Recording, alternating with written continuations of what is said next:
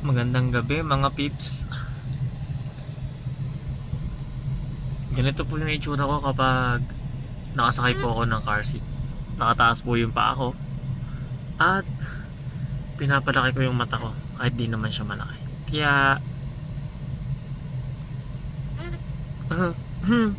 my favorite voice is voice ba yun?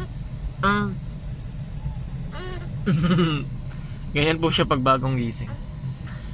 Bagong gising o bagong tulog. Pili ka na lang sa dalawa. Di ba?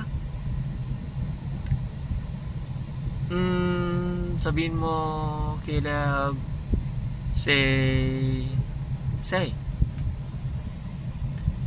hello po. Ano mo? Hello po, mga kuys.